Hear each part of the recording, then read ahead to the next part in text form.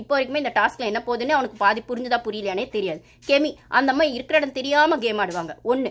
அதுக்கப்புறம் அவன் இருக்கானே அவன் பிரஜன், அவன் பொண்டாட்டி பேச மட்டும் தான் கேட்டுட்டு கேம் ஆடுவான். பொண்டாட்டி கிச்சன் டீம்ல இருக்கு, இப்போ அவனுக்கு கேம் ஆட முடியாது. அதுல அந்த டாஸ்க்ல அவன் பொண்டாட்டி என்ன பண்ணுச்சுன்னா அவனுக்கு இப்ப காதும் கேட்காது, பேசவும் மாட்டான், சுத்தமா பேசுறதுக்கான விஷயமே இல்லாம அவன் சுத்தமா பேசாத மாதிரி ஒரு கேரக்டர் அவன் பண்ணிட்டு இருக்கான். இருந்தாலும் இது அந்த கேப்டன்சிக்கு அவன் பேசலாம் ரைட்டா. இருந்தாலும் அப்போ வந்து செல்ஃப் ஓட்டிங் பண்ணலான்னு சொல்றதே பிக் பாஸ் என்ன சொல்றாருன்னா, அவங்கவுங்களுக்கான ஸ்டாண்டை எடுங்க, ஈஸியா வந்து ஓட்டிங் போட்டு இவங்களா ஓட்டிங்னு சொல்லாதீங்க, ஒரு ஸ்டாண்டை எடுத்து நானும் கேப்டன் ஆவேன், எனக்கும் சான்ஸ் வேணும், நானும் ஸ்டாண்ட் எடுப்பேன், எனக்காக ஒரு ஸ்டாண்ட் எடுங்கன்னு தான்டா சொல்றாரு. முட்டாளுங்களே, அது கூட உங்களுக்கு புரியல? இந்த செல்ஃப் ஓட்டிங் பண்ணலாங்கிற விஷயம் போன சீசன்ல மஞ்சரிக்கான கேப்டன்சியை அப்படி மாத்திச்சு ஒரு டாஸ்க்ல. தீபக்கா மஞ்சரியா, தீபக்கான் மஞ்சரின்னு வரும்போது மஞ்சரியோட அந்த செல்ஃப் ஓட்டிங்ன்ற அந்த ஒரு விஷயம் வந்தது. ஜாக் அந்த நேரத்துக்கு மஞ்சரிக்கு அகேன்ஸ்டா இருப்பாங்க, அப்ப எழுந்து சொன்னது ராணவ் தான் சொல்லியிருப்பான். அது என்ன மஞ்சரி சொன்னோடனே வேணான்னு சொல்றீங்க, தீபக் சொன்னோடனே வந்துட்டு ஓகேன்னு சொல்றீங்கன்ற மாதிரி அந்த அந்த பிளாஸ்மால அந்த கேப்டன்சி டாஸ்க்குக்கான ஓட்டிங்க தலைக்கீழே திருப்பி போடும். அப்பதான் மஞ்சரி வருவாங்க ஓட்டிங்ல. ஸோ அந்த செல்ஃப் ஓட்டிங்ன்ற விஷயம் ஒரு டாஸ்க்ல அவ்வளோ முக்கியம். ஒரு ஒரு ஒரு கேப்டன்சிக்கோ இல்லை ஒரு பெஸ்ட் பெர்ஃபார்மருக்கோ அவ்வளோ முக்கியம்னா இது கையில் எடுத்து லட்டு மாதிரி கொடுக்குறாரு பிக் பாஸ் செல்ஃப் ஓட்டிங் பண்ணலான்னு. அப்போ கூட இவனுங்க முட்டாளுங்க எடுத்து அவன் விக்ரம் கிட்ட அப்படியே அழுங்காம குழுங்காம கொடுத்துட்றானுங்க.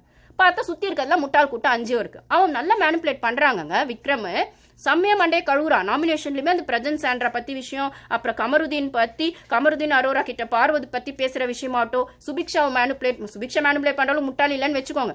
இருந்தாலும் அவனோட தாட்ஸ் இதையும் அவன் நல்லாவே மண்டையை கழுவுறான். பச்சையா தமிழ்ல சொல்லணும்னு எல்லாரும் மண்டையும் அவன் கழுவிட்டு இருக்கான். சபரி வந்து தான் நல்லவன் ஒரு கேம் ஆடுறான். எஃப்ஜே வந்து எனக்கு என்ன தேவைன்றதை அவன் தெளிவா ஆட்டிட்டு அவன் திமிர்த்தனத்துல ஒன்று காட்டுறான். கனி வந்து கண்ணிங்கா ஒன்று பண்றாங்க. இவன் இருக்கான்ல, இவன் நல்லவன் மாதிரியே வேஷம் போட்டு அந்த மங்குனி அமைச்சர்னு அவனுக்கு அதான் பேர் வச்சிருக்கான். ஆனா ஆக்சுவலா மங்குனி அமைச்சர் இல்ல, அவன் மாஸ்டர் பிளான் போட்டுட்டு இருக்கான், மேனிப்புலேட் கேம் ஆடிட்டு இருக்கான். மேனிப்புலேட்டர் என்ன சொல்றது, ஹீஸ் அ டிப்பிக்கல் மேனிப்புலேட்டர்னு தான் சொல்லணும்.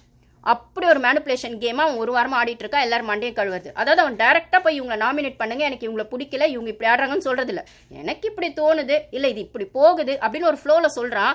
சுத்தி இந்த வினோத் மாதிரி இருக்க ஆட்டும் அந்த கூட்டமோ, கெமி மாதிரி இருக்க முட்டாள் கூட்டமோ, இல்லைன்னா வந்து கமருதீன் மாதிரி இருக்கிற அந்த மேல்மாடி காலியா இருக்கிற டாஸ்கே புரியாது அவனுக்கு. முட்டாள்னு நான் சொல்ல மாட்டேன் கமருதீனை, டாஸ்க்கை பொறுத்த வரைக்கும் அவனுக்கு மேல்மாடி காலி தான். மற்ற கண்டென்ட் எப்படி கொடுக்கணும், அடல்ட் கண்டென்ட்லாம் நல்லா தெரியும், லவ் கண்டென்ட்லாம் நல்லா தெரியும்.